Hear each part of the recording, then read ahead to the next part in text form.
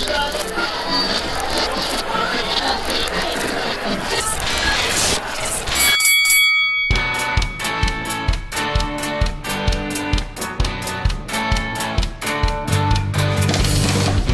Thursday, November 28th, 2013. I'm Jimmy Principe. I'm Sydney Foster. And I'm Trey Comstock, putting your final orders because this is Tech's Last Call, episode 52. Your last call for Tech News of the Week. Tonight, Jimmy is thankful for his lack of an S3. Sydney is thankful for Jean-Paul Sartre. And I am thankful for the Macintosh. And we start tonight on that very positive note. We have come to the season of Black Friday Eve, better known as Thanksgiving here in the United States. And so we will talk tonight not about the hot tech trends, not about mergers and acquisitions, not about Ballmer and the things that come out of his mouth. None of that. Tonight we will talk about out of his mouth, though. the tech that we are thankful for. Kind of across time, just whatever we're thankful for. So Jimmy, what tech, as we move into Thanksgiving, what tech are you thankful for? So jokingly, I am very thankful for not having an S3 anymore because, frankly, Samsung can take their cell phones and just get rid of all of them, hopefully.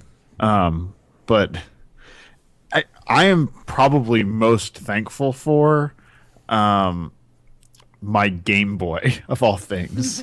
So Game Boy specifically or handheld gaming in general? I'd say Game Boy specifically, because for me it is actually just the Game Boy is handheld gaming to me. I've never had any other handheld gaming device. Hey Jimmy, what's in your before pocket? my cell phone. Okay. Other than my Game Boy. No. I'll readily admit that I use my cell phone much more for gaming now, but I don't have the same connection to it that I did with my Game Boy. What about the Game Boy do you think set it apart for you? I think partly it was the time and the place. That was the way that everyone. That was the thing that everyone was doing. I mean, I remember everyone crowding around and playing Pokemon, watching other people play Pokemon. And it was the cool kids that had the Game Boys. I mean, I imagine it's the way the iPhone has been, and whatever the cell phone is now, because I don't know what the kids are into these days. Well, it depends on the age group. For some, I think it's probably the 3DS XL. Right. No, that's true. And then you cross into iPod Touch, and then you probably cross into still iPhone. Yeah. Yeah, that's probably Definitely. true. At least in my experience with the limited subset of high school students that I interact with, it's definitely iPhone all the way. So, I mean, it was very much the it thing to have. All the cool kids had the iPhone or the iPhone, Game Boy. The Game Boy. But just like the cartridges and the fact that you could share the cartridges. Yeah. And that shared the saves, too. Yeah, and it shared the saves, and it, ran on AA batteries. So if the batteries died, you just replace the batteries and you're good to go again. Like, I don't know. I love the Game Boy. And for me, so much so that I bought one recently. Yeah. For me, the Game Boy is the only time I ever wrote a letter to Santa. The only time I ever did. I was not a big believer in Santa Claus. I think that says a lot about me, but I really wasn't. But I wanted to make really damn sure that I was going to get a Game Boy. So when I was in kindergarten, when I was 7, I figured out, I was 6. I wrote a letter to Santa saying, hey, I really want a Game Boy. And hey, guess what? I got a Game Boy.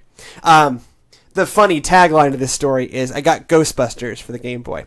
And then my dad spent the whole week after Christmas beating Ghostbusters on the Game Boy. So I don't really know who got the Game Boy. It was me or my dad. But I guess the logic behind getting a Game Boy then is like we were about to move to Belgium and, it was good for plane flights and stuff. But I really wanted a stinking Game Boy. And so I got one. This was probably Christmas 92 that I got a Game Boy. Yeah, see, I got a Game Boy Color. Okay, so that would have been Christmas 98? Yeah, it was the year Christmas, it came out? Christmas 98, and that was also the Christmas that they were phasing out the Game Boy Pocket. Right, yeah. Because one And so I bought so my brother and I actually got a Game Boy Color to share, because, you're supposed to do that with siblings, I But understand. a handheld gaming system, that never made sense. No, and so what I did, because I had allowance saved up, I went and bought a Game Boy Pocket on 50% off. Smart man. So I actually own, and I'm probably going to get it when I'm home for Christmas, a green Game Boy Pocket. See, I had that one too, and I don't know where mine is now. But that's what I had that same because Yeah, we have a box that has all the Game Boy games and our Game Boys in it. I mean, I have all the games, and I have Drew. Don't tell Drew. Hi, internet. But I have my brother's. Internet, do not tell Drew. I have my brother's original Game Boy because my Game Boy died. I don't remember why. So then I got a Game Boy Pocket. And Drew, but I still have Drew's original gray Game Boy. Right, and the Game Boy Pocket runs on AAA batteries. I believe instead that of sounds AA's. right. Yes, I think it's 3 AAA's. I don't remember. But yeah, the game for. I think it Game still Boy- is too. But Coming back to the Game Boy after so many years, because you were there when I bought it 2 months ago or so. Just like the joy of the Game Boy and like playing Kirby's Dream Land and like everything, and anyone I show it to of our generation has the exact same, like their face lights up, and it is just so indicative of where many of us came from as far as gaming. well, I always joke. You can tell a generational difference between how someone texts.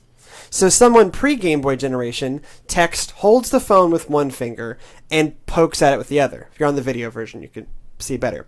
If you're of the Game Boy generation, you're a thumb texter.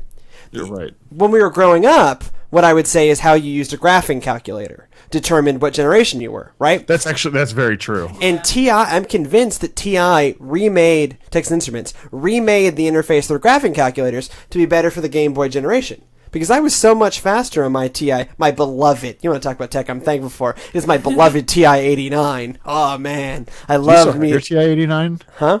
Oh, yeah, I still have. I lost mine. I have my original TI-89, and then I have the TI-89 Titanium edition that I replaced it with. That was a nice one. Yeah. No, what you really wanted was the TI-92, because that was the one that was the full, like, handheld use thing. that on standardized tests. Right. We always had the TI-83. No. That makes me old school. But See, the TI-83 is what I had in high school. That's what I had in middle school. I had a TI-83 in 8th grade. Jimmy, I didn't we're do spoiled. math in college, so...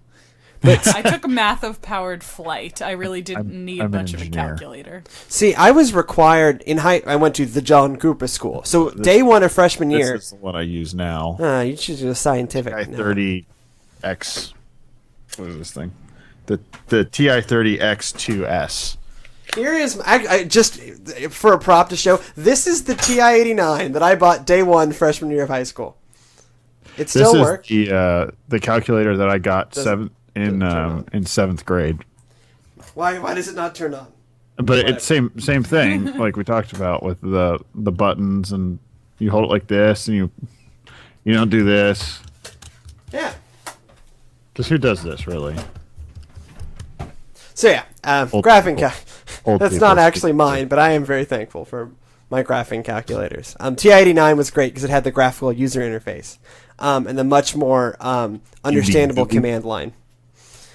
Whereas the TI-83 looked much more like DOS and a lot less like Windows. Hey, I like DOS, okay? I'm not knocking DOS.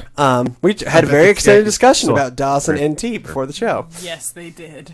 So speaking of DOS and NT, Sydney, what tech are you thankful for?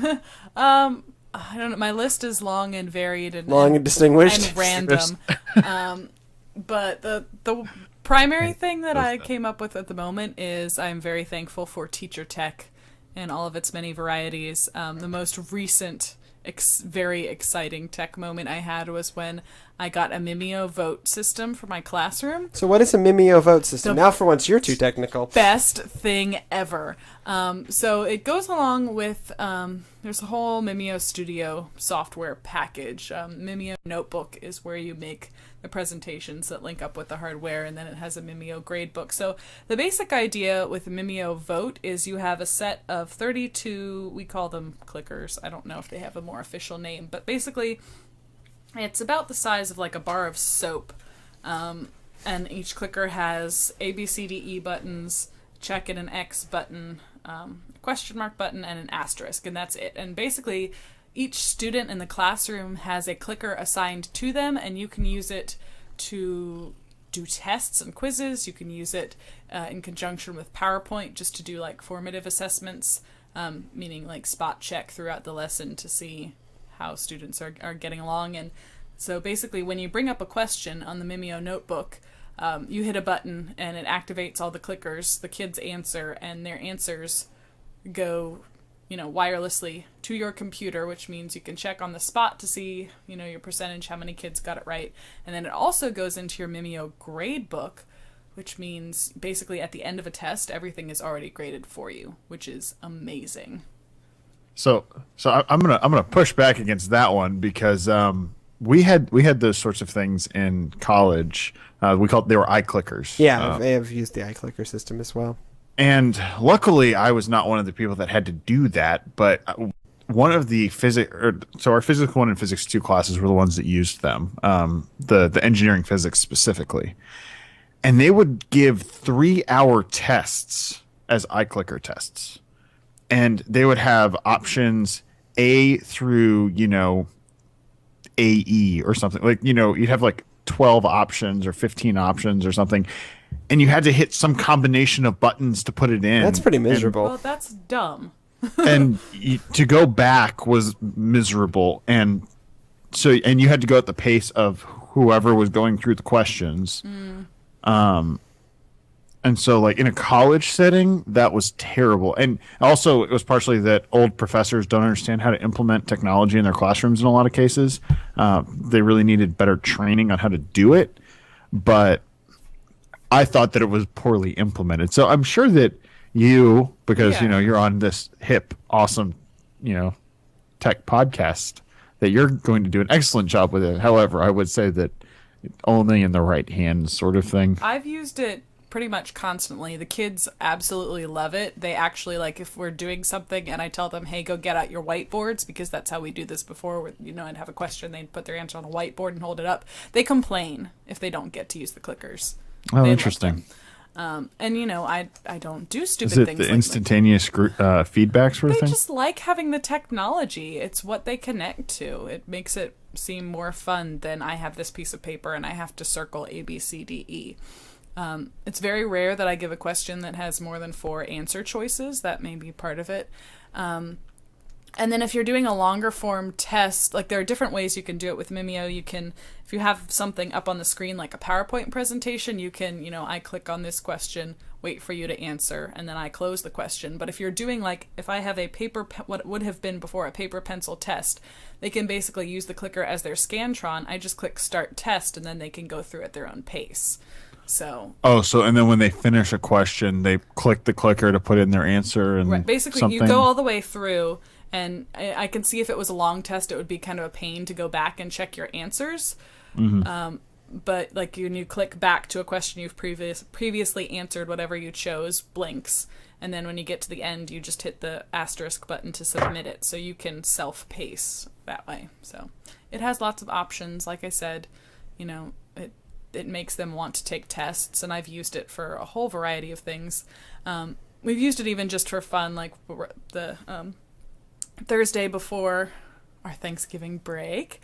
I just made a little, for fun poll about what are you doing over Thanksgiving? What's your favorite Thanksgiving food? And they love it. It's, it gets them engaged. So I have even had kids make their own quizzes because they think it's so cool. They really want to, use the technology, which for me is awesome, seeing the kids engage like that. So that's top of my list right now. Well, I mean, there's a lot of... One of the things I always wished when I was teaching was to have a smart board. I thought those were the coolest darn things in the world. I still think those are the coolest coolest for us things is when I don't pull the screen down for the projector, and I use the whiteboard markers. Yeah, it's the same. That's the same thing I did. I would like to have That's a what real we do at my smart board. company. We have a whiteboard wall. In many ways, that's probably better than a smart board, because there's less things that can break. There's less things that break, and you don't have to worry about software interface and like we talked about last week with styluses, it's the same issue. There's a slight delay in the smartboard stuff, so when you're drawing, it doesn't pick up right away, and so that's a little kludgy. Although for documentation purposes, it's like if you're specifically for what I do, when you have a drawing projected onto the whiteboard and you're marking it up, it makes it more difficult to actually track that markup after the fact. Sure, absolutely. No, I mean, That is the one negative.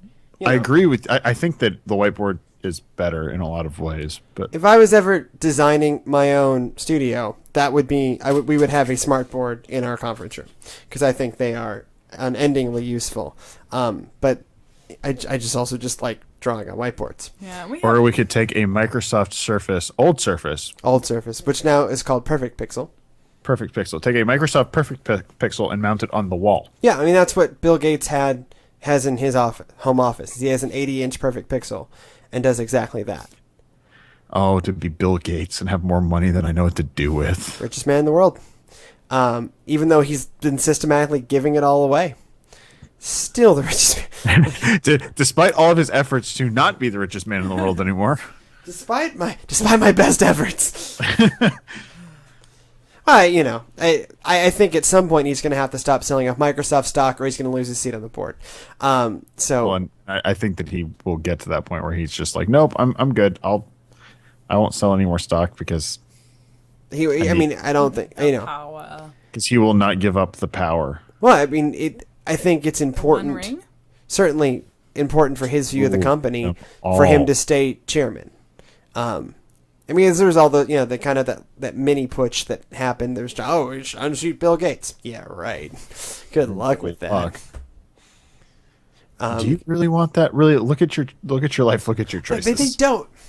They don't really want that. I mean, it depends. We don't have a control, right? We don't know what Microsoft looks like without Bill Gates. Yeah, but we do know what it looks like with Bill Gates, and we know that in general is a positive thing. We also generally know what really big tech companies look like without their inspirational founder. How often has that gone well? 1995. Apple 1995. What would Google be without Sergey and Larry? Really More boring. Sergey. Huh? Larry's just insane, Larry is also the CEO. and he's also insane. Sergey just kind of runs around and does literally whatever the hell he wants. I know, but that's why Sergey is so good, because Sergey, you know exactly what Sergey is doing, because he funds things like, oh, we're gonna, artificially create protein in the form of a burger, and cook Also, it. we're going to build a boat. 2 boats. 2 boats, yes. Ship. Because why just build one when you could have 2? A matched set is much more interesting. Ship. Thing. So the tech. What about you, Trey? What tech are you most thankful So for? I am thankful for Macintoshes. For That's Apple unfortunate. Macintoshes. Continue.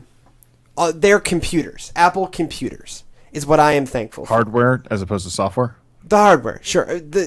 Overall, the I system. was just curious. Hey, Or we is can- it- is we the can whole include- package. We can The include integration the whole of hardware package. with software. But I am thankful for the Macintosh. If I look at, how I actually use technology, most of it is done on one of my 2 Mac laptops. I have a 3-year-old MacBook Air and I have a 2-year-old MacBook Pro. And those are kind of my constant companions where I'm doing most of my computing work. Yeah, I mean, the show is run off of a Dell workstation. And, I have PCs in my life, and I'm not, and I grew up building PCs, so I'm not some super Mac fanboy. But this was brought home to me today when my first Mac that I ever bought died. I bought a Mac Mini right when they came out in 2007. It has run constantly for 8 years, and it is now dead. Is it officially dead? Well, I don't know. I'm trying to reinstall the operating system. I spent a lot of my day trying to reinstall OS 10 Jaguar. It currently is not accepting. E-type? Yeah, it's not accepting disks for me to install disk 2 of Jaguar, which means I need to pop the cover off again and see if I can jimmy the disk in there right. Anyways, Have you thought about using a USB disk drive? I don't have one. Yeah, you do. I do. I don't know if it's Mac compatible. You'd probably have to install software that's native to the OS that I can't do. That would work great if the OS was functional, but since I think the OS has crashed, Trey, is there a hole in your bucket? there is a hole in my bucket. Dear Liza. So, anyways, but this thing lived for 8 years. Name a PC that is in your life that functions from 2005. I have had plenty of PCs in the interim. None of them are still living. The PC, it's not mine anymore, but it was the PC that actually it's a Dell XPS. As far as I'm aware, it still functions. Back when that meant something. From 2004, I think. So 2005. almost 10 years. It was somewhere. So this one's 2005. But for me, we had it when I was in high school, and as far as I'm aware, my brother still has it in his room at my parents' house. For me, it's just the survivability of the Macintosh line. You know, I have a 3-year-old MacBook Air. It's a little slow, but it was a little slow when it first came out. It was a little crippled. I mean, it still works fine, and it runs OS X Mavericks. My be-all, end-all computer, my MacBook Pro, is 2 years old, 2.5 years old. Runs great. Mac Mini that I bought in 2005 has run until today as my print server and as my, kind of the core of my home network, and has basically been on constantly for 8 years. It has changed the way I look at computer hardware, because now I can expect my computer hardware not to last 18 months, but to last more like 5 years. And so I'm not thinking, I'm usually thinking, when can I replace my MacBook Pro? But that's just because I want the processor upgrade to speed up HD editing. I'm always looking to speed up HD editing because render times are my enemy. And anything that's going to speed up my render time is great. But in terms of survivability, occasionally I have to take these things in to be repaired, but that's mostly because of what I do to them and less to do with Apple's problems. Well, to be fair, you also do that to your 7D. Everything I own has to go into the shop. Scars. Everything I own has to go into the shop because of, where I take them and what I do to them. So, sure, I need to replace the trackpad on my MacBook because I had to jimmy it out with a knife and it cracked the glass. Now, I can argue that's somewhat Apple's fault, how it got jammed in the first place, but they don't think so. But yeah, I had to pop it out with a knife, and that broke the glass because I was in Paraguay and I need to finish editing a documentary. Damn it. So, that's what I'm thankful for, that there is someone out there that actually thinks through what it is to have hardware that lasts for the long term.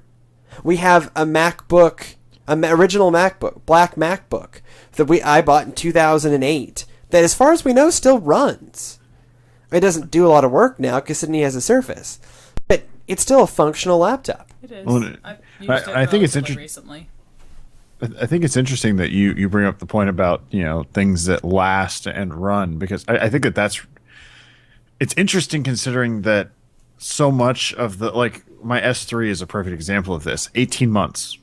That's how old that device is. Right.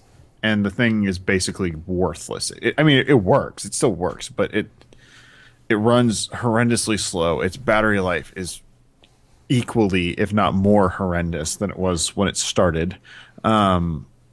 Its camera has just massive issues. It was a top-of-the-line device when it came out a year and a half ago, and it's basically cratered. And it might have made it to 2 years, Maybe, barely. but you would have been miserable. But I would have been miserable. But I think that's the interesting thing about Apple in general. But you also look at. I mentioned the Game Boy. The Game Boy, it's sitting over there. It still works. Right. It thing came out in 1993. No, before that one has a 1993 sticker. But on it didn't. It came out in 91. Yeah, but that 89 in Japan, I think. Yeah, okay. So the Game Boy is as old as I am, Sure. and it still works. Yeah. Well, I think I think some of that, especially with the handheld space, is going to go away, and simply because of internal batteries versus AA's. I want everything to go back to AAA's. Yeah, but Or some kind of. Actually, that's not even true. I want a new removable battery standard to be developed that's slim enough to that still is meet slim the enough requirements. and becomes universal. But we can't get Apple to adopt a Anything. freaking micro USB port. So, but even if you look at Apple's devices, like Sydney had her iPhone 4 from when it came out until very recently, and the only reason it died is because of user error. It didn't die. It got dropped. It still worked. Got flung at the ground. It didn't get flung. It was propelled. Gravity. But it still worked. It just still had worked. a shattered screen. And runs It also, iOS 7. prior to being shattered, it was having some home button issues, which I got to know the accessibility features very well because every now and then the home button would decide just not to work. Well, but that's a button thing. Right. Like keyboards are that way too. Yeah. After a certain number of like my Logitech wireless keyboard that I've had for 18 months that I use every single day for 9 hours a day is starting to finally, the keys are starting to jam as I'm typing on them, and like it's starting to have issues. Yeah, peripherals. I mean, But you have to but replace that's them. because I use it for 9 hours a day every day, and it's the buttons I always hit. Like the left control button is always the one I use when I'm doing hotkey commands, and so I wear a groove into all of my space bars. and I always and I've learned that I strike more forcefully with my right thumb than my left thumb because there's always a shiny spot on the right side of the space bar where I my right thumb. I think I only use the space bar with my right thumb. Well, I I'm think looking at Trey's MacBook Air now, and I'm seeing the same thing. Yeah, I mean, I think it's because I only hit it with my. this keyboard's not that old, and it's starting to get a little bit of wear on the right Yeah.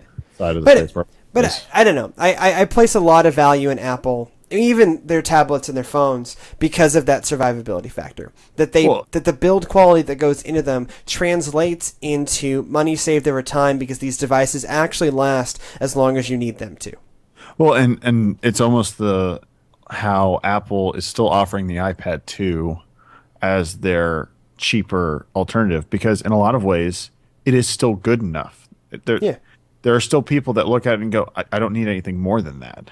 Right. And there are people that still have original iPads that are saying, I mean, well, I don't my feel mother like I have to upgrade. I'd like to upgrade. My mother just now switched to an iPad 4th generation after having iPad since the new iPad. the new iPad, the new iPad actually, the new iPad. The newest iPad? No, it's not because that's the iPad Air. That's the, This is Right. just the new iPad. The new iPad. Yeah. And you know, and it's not actually because that one it stopped working. It just lost software compatibility, but it was still a functional device. So yeah, that's what I'm thankful for. That because I burned through so many laptops. In a period of about 10 years. Between Sydney and I, we burned through like 6 laptops in 10 years.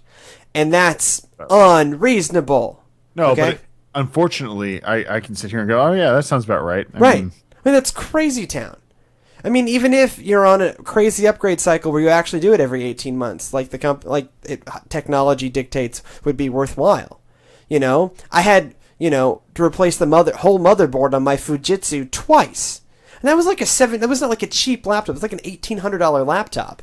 well, it was like my Dell Latitude that literally had service calls every 3 months for the 3-year duration of its Then we had an HP warranty. die after a year because it cooked itself for reasons that we can't quite explain. So I took it Did you at least apart. cook an egg on it while it was cooking itself? You could have. You could have. It was dangerous. And then there was the Dell Studio that died after less than 2 years. It's a Dell Studio. That It was your was first a Dell mistake. Studio, and I bought it refurbished in the first place. That was a doubly mistake. And then there was the compact laptop. that was also a mistake. Well, this was back before I was in control of what laptop I had. Yeah, but it was a compact. That was a mistake. Yeah, but I mean, I can name 6 Windows laptops. Some of them high end, some of them not, but 2 of them were pretty high end that just died. We killed 6 in 10 years. Yeah, I'm currently hoping that my Lenovo does not do that. If Lenovo does that, I'm just going to buy as much as I hate Apple, and this I think this is also an attesting. Like as much as I hate Apple in a lot of ways, I would get an Apple laptop if my Lenovo, which is arguably the best and the highest quality Yeah, sure. as far as build quality Yeah, absolutely. laptop I can get. I mean, they're the other ones I recommend if you don't want a MacBook Air. Right, and that's and the Yoga 2, the new Yoga, the Yoga 2 with the Haswell processor is much better than the one I have. And so it's got some ridiculous screen resolution. It's like 3200 by 1800 it's a pixels. Retina display. But it's the same price as what I paid. Sure. Which Well, I mean, is to me, ridiculous. those are the only 2 laptops worth having. But So- but if the Yoga dies on me within 2 years, really 3 years almost, but 2 years, if it doesn't last at least another year, I'm not buying another Windows laptop. I mean, I know plenty of ThinkPads, whether they're made by IBM or Lenovo, that have as long as you're buying the ThinkPad line and not the IdeaPad line. I mean, they last 4 or Yeah, 5 the Yoga years. is an IdeaPad line. Yeah, and I mean that's the issue. Is it IdeaPad? Yeah, it's a consumer. See, and that's the thing. Like the truly But survival. it's the high end. See, the thing is, it's the high end IdeaPad. It is the top It is of the IdeaPad Yoga. I mean, I don't know a lot of long-term stories about IdeaPads. I know a lot of long-term stories about There's ThinkPads. not a lot of long term stories about IdeaPads. They're not. It's not that old of a line. Yeah, I mean the ThinkPads though are just bulletproof and always have been. I had a guy I used to work for in the Boy Scouts drop Santa his. Claus. Yeah, it's Michael Welch. Michael Welch had a ThinkPad T42 that we had a 2-story kind of like formal entryway in the Scout office where I worked. And he dropped his on purpose, dropped his T42 from the balcony down to the marble floor, and it was fine. No way. Yeah, no, I seriously watched this happen. It's like 20 feet. Yeah, and it was fine. Wow. I That's think it hit impressive. at exactly the right angle to survive, but it was fine. It doesn't matter. Try dropping an iPhone from that height and see what happens. It depends which one. iPhone 5, we'll see. Four. The 4, pfft, the back will and the front will shatter. At least the back will shatter. But to shift gears to something slightly less positive is this week's Last Call.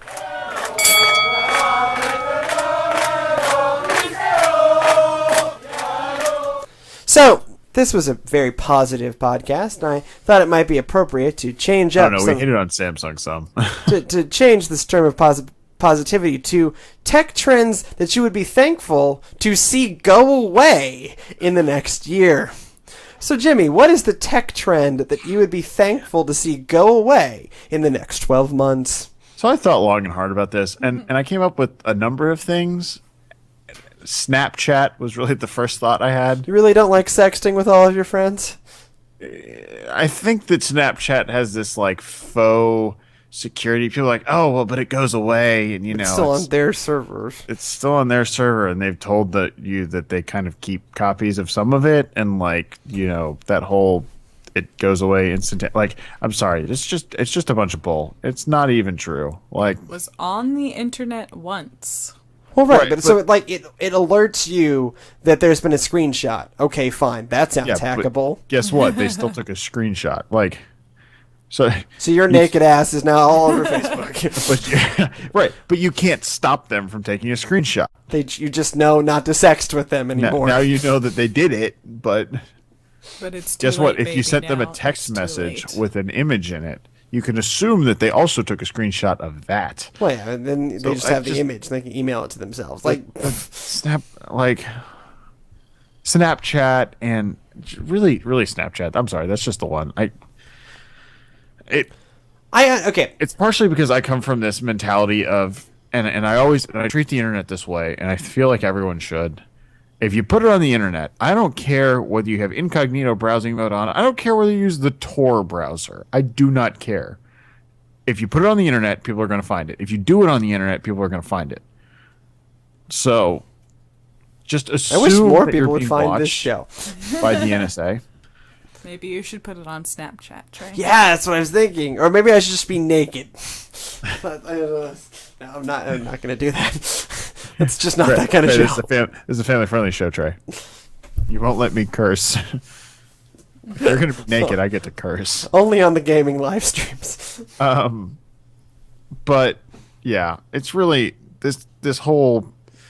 Oh well, you can.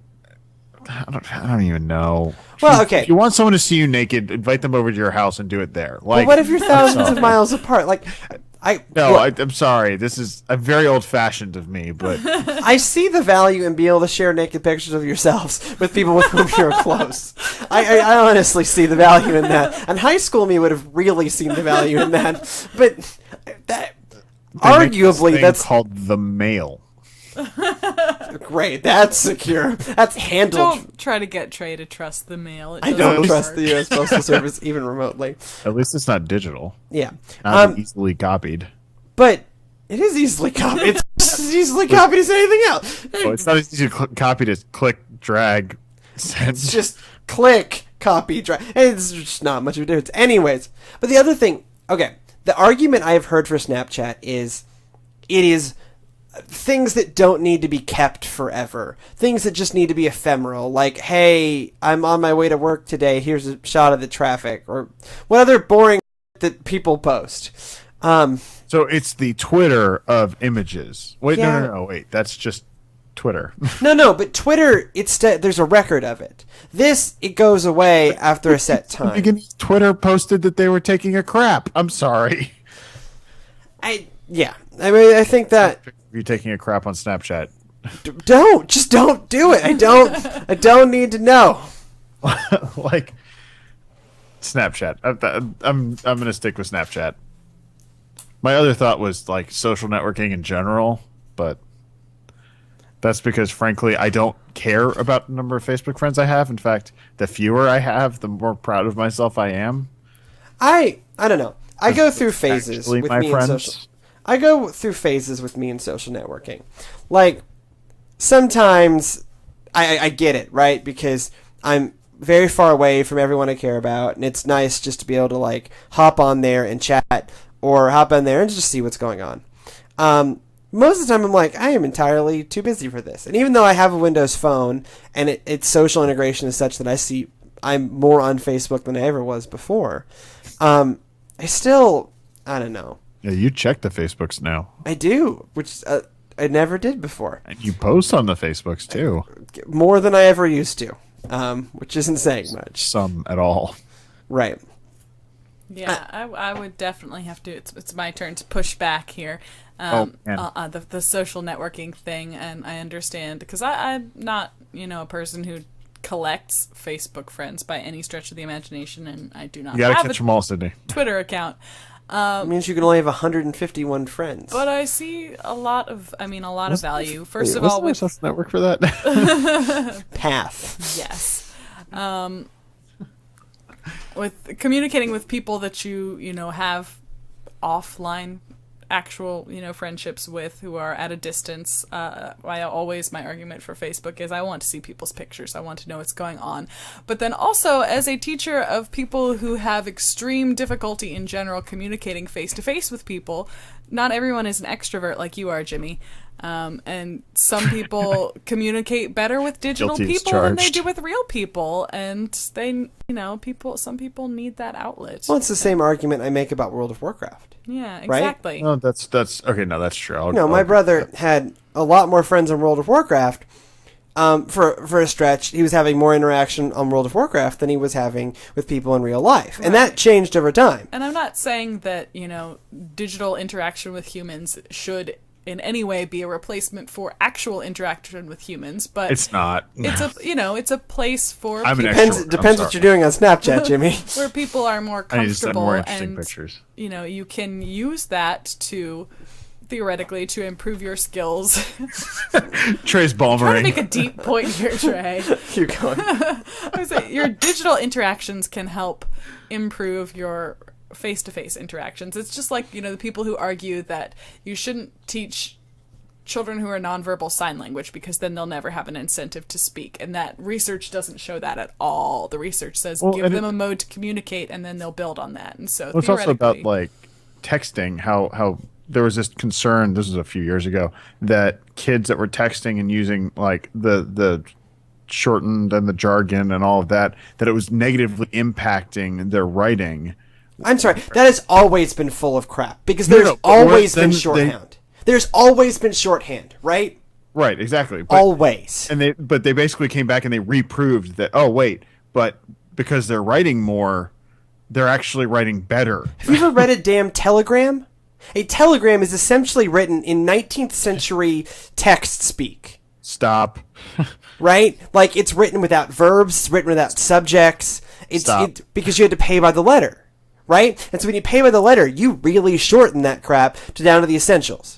So I've always found that because like I was a really early texter, right? Really early texter, and I was on AIM and all of that. Like, oh, it's going to be ruining people's language. No, it's not, because we've always had this short form communication where we just spoke in terrible English, just also helps broken you English. express, like, using text and things like that. It helps you express yourself through words. And be concise. Yeah, well, I am concise. I don't have that problem. I have that problem. You should see my church road signs. They are long. I have, actually. This week's especially is crazy Yeah, long. new record. No, but I hate that argument because that is fundamentally untrue. There's people saying like, teaching secretary shorthand is ruining their ability to write real sentences. No. Sometimes you just have a need to write something short, and so you compromise, but you understand the compromises, and the human mind is able to differentiate the difference. I just think that's dumb. So Sydney, what tech do you want to see go away? I had a hard time with this because thinking about it, I couldn't think of a particular tech that I would be thankful Or to tech see trend. go away. What I came up with and realized was it's people's tech habits. So I guess to sum it up would be bad tech etiquette is what Texting I at dinner. would be happy to see. Texting at dinner. Sexting to your... Texting while driving. Texting while driving, having your phone out in my classroom at all, talking on your phone on public transportation. Goodness I gracious. hate that. That should be the death penalty offense. All of those things that we now have terms I should for. be allowed to confiscate your phone if you do that. Yes. Blue tools and app holes and soon to be glass holes and all of these things that should not exist. I'm always amazed. Periodically I escape the grad school world and walk into the undergraduate population. Because I understand that's a scary place. Well, I like their library better than I like my library. And so choice. but they have great shop? they have the fancy reading room with the lovely leather couches and the yes, vaulted okay. ceilings, and so I like hanging out in there. So I'll escape into the undergraduate library, and it's remarkable. So I'll walk through the cafeteria, and like everyone's on their phone. Like no, if they're with someone or not with someone, everyone's on their phone. And we can lump into this also Facebook oversharers and all those kinds of people. yeah, I unfriend those people on Facebook. Yeah. yeah. The other side trend for one, me maybe. related to that is Beats headphones. Good Lord. So I understand like wanting to listen to your headphones while you're out and about. I pretty much always have my Clips earbuds in my ears. Yeah, but those are not obnoxious. Right. Well, it's probably still not good that I spend that much of my life with headphones on. But most of the time I don't want to deal with the undergrads. It's just a related trend. So you're in their library, but you don't want to be with them. I know I don't ever want to be with them. I didn't want to be with them when I was undergrad, much less now. It's just terrible. But I was at the Stephen and I were in line to buy the Xbox One a week ago, and less than a week ago, and people, almost all of them, It's Thursday, right? It was a week ago. young adult men. Oh yeah, it's Thursday. Yeah, we're recording this on Thanksgiving. Mm-hmm. Yeah. It's live. See my turkey leg? Why? Yum. Whatever. Really convincing, guys. But, like, I don't think they know. I'm eating my 50%. Latkes. Honest to God, 50% of the people there were wearing Beats headphones that also matched their outfits. But you know what they weren't doing? You didn't have that problem at the Sony launch. I'd like You to know what they point out. weren't doing? Actually listening to their headphones. They were wearing the headphones as if to say, I could be listening to really cool rap music right now. I'm choosing not to. See, mine would be not that so much, but the people who are listening to their headphones and it's loud enough that I can hear them. No, Yeah. see, that's just dumb. I'm I think- concerned for their safety, and also I'm irritated. Also, if you're going to spend $200 to $300 on headphones, why the hell are you buying Beats? Well, that's Headphones always your argument. Headphones I'm wearing right now are Audio-Technica M50s. Some of the best studio headphones, on the market for reasonable money. They're $150. The list price is 200. To be fair, the Right. street price right now is between 100 and 150. Right, and they're amazing. And I've had these for 7 years. They still, work great. They're very survivable. Mind you, they don't look cool, but I argue you don't look all that cool in Beats either, so you might as well have actually decent sound.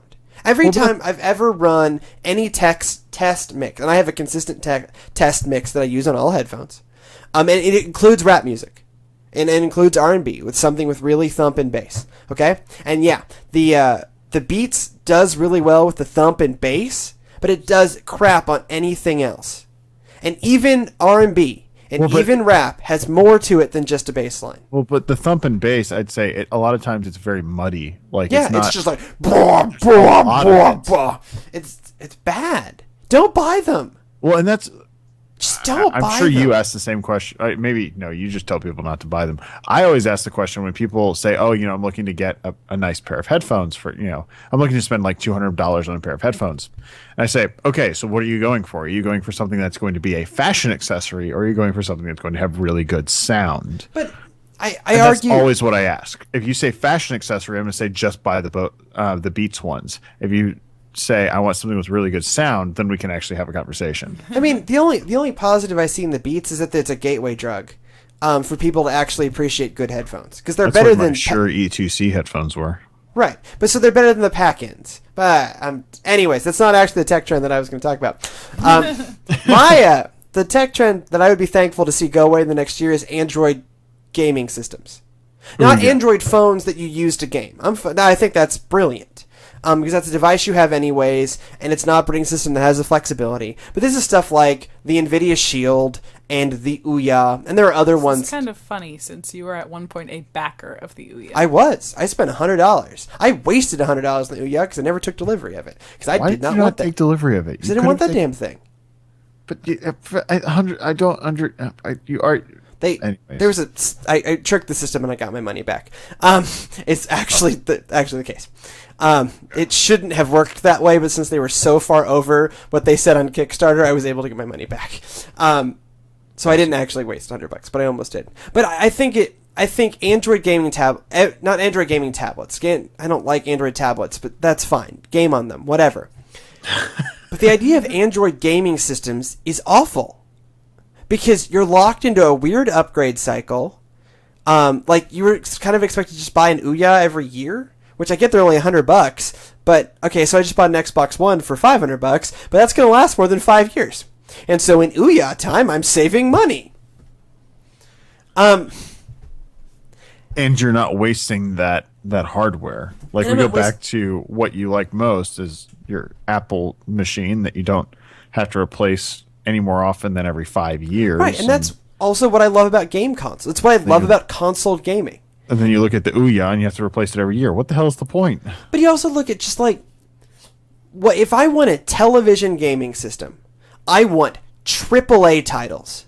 I want like crazy graphical experiences. I want something better than what I can get on my phone, right? Or I'm just going to play it on my phone.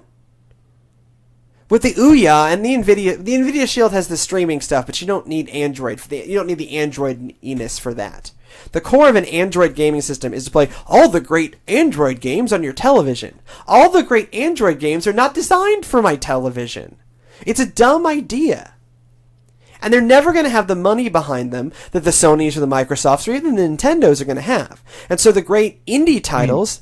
Resogun is kind of like the top level that an Ouya could hope to get, really, as far as like quality.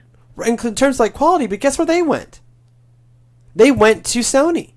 Because that's where the money and the exposure is. I guess it's somewhat a chicken the egg argument. Well, if more people bought them, they'd have a bigger market.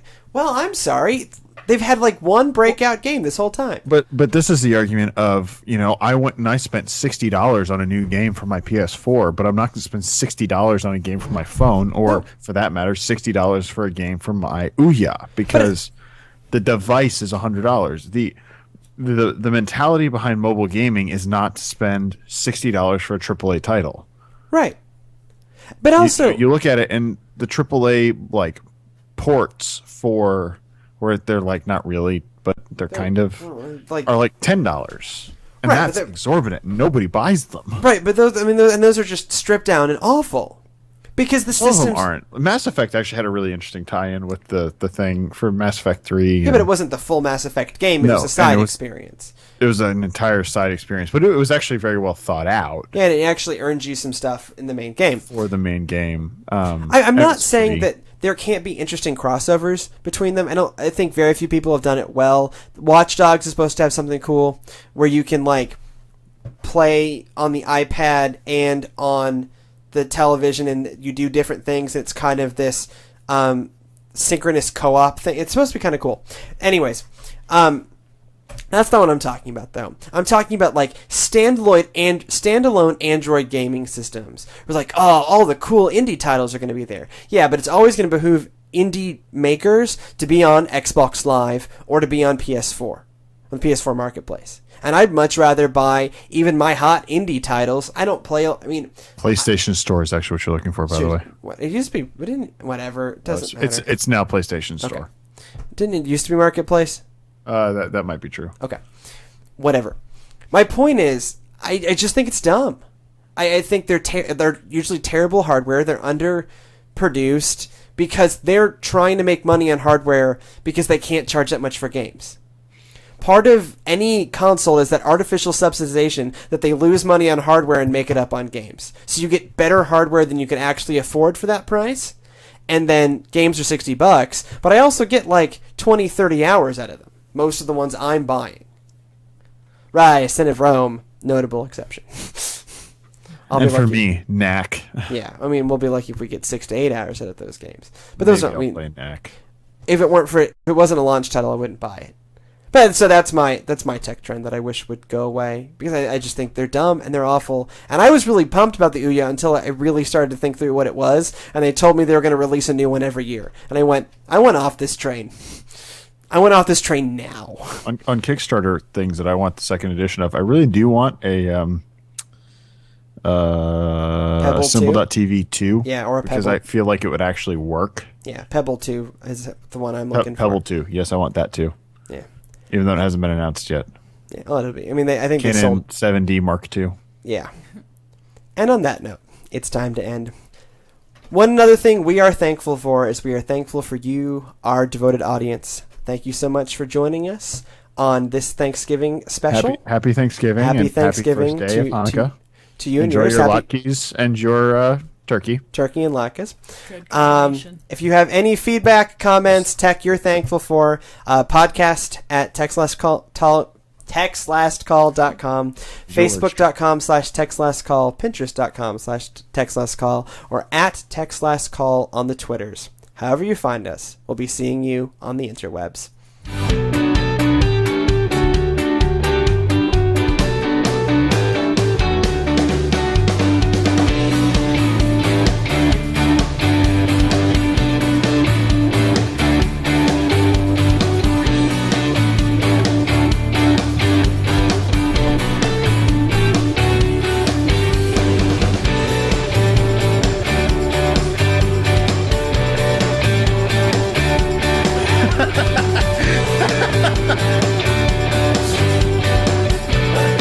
Balmering.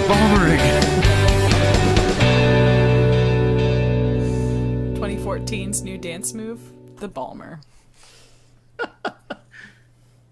An oldie but a goodie.